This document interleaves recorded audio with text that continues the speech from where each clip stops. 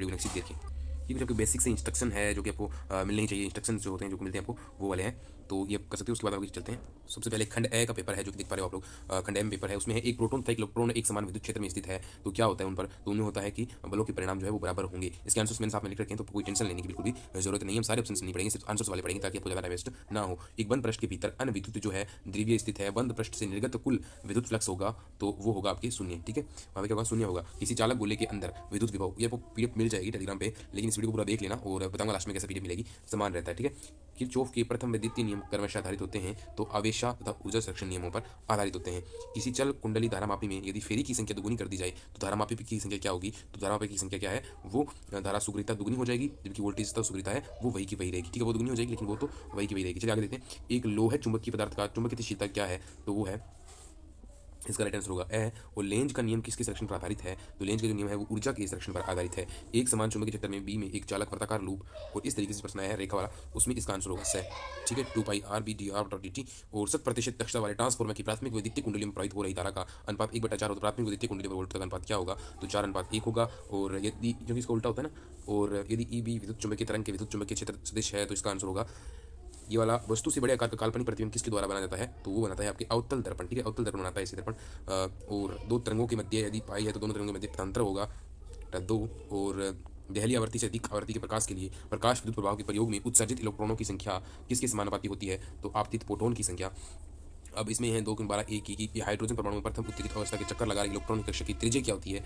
Hydrogen परमाणु की कौन सी श्रेणी स्पेक्ट्रम के दृश्य के चित्र में होती है, तो वो होती है आपकी बामर श्रेणी। और आगे चलते हैं, ये आपके क्वेश्चन रहेंगे। अगला है पी प्रकार अन्य प्रकार का अर्धचालक होते हैं, तो वो एक विद्युत उदासीन होते हैं। अर्ध तरंग दिष्टकारी में प्राप्त निर्गत संकेत की आवर्ती निवेशी संकेत की आवर्ती से होती है, तो बराबर होती है। समरूप विद्युत क्षेत्र में विद्युत द्विध्रुव पर बल आघूर्ण के अधिकतम मान के लिए तो बीच का जो कोण होना चाहिए कितना होना चाहिए, समकोण यानी 90 डिग्री होना चाहिए। धारा घनत्व का मात्रक क्या होता है, तो होता है एम्पियर या फिर मीटर।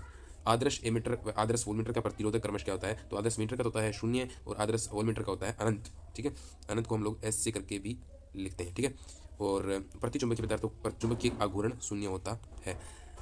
विद्युत धारा जनित्र यांत्रिक ऊर्जा को विद्युत ऊर्जा में परिवर्तित करता है, जो विद्युत धारा जनित्र है। प्रत्यावर्ती धारा परिपथ में धारा का वर्ग माध्यम मूल का, तो इसका शिखर मान होता है 2a। ध्रुवीय प्रकाश में कंपन तल व ध्रुवण तल एक दूसरे के लंबवत होते हैं। फोटोन का विराम द्रव्यमान 0 होता है। थॉमसन मॉडल के अनुसार परमाणु का आकार लगभग क्या होता है, तो 10 से 10 की 10 होता है। पीएन संधि डायोड की अग्र अभिनीति में अवश्य परत की चौड़ाई घट जाती है। और विद्युत आवेश के दो मौलिक गुण ले सकते हो कि विद्युत आवेश संरक्षित है और आवेश क्वांटितित है। अगला क्वेश्चन आपके सामने है कि यदि दो बिंदुओं ए व बी पर विद्युत विभव क्रमशः ये तो ले जाने में कितना कार्य करना पड़ेगा, तो आप लोग ये बता सकते हो कि 16 जूल के आसपास कार्य करना पड़ेगा।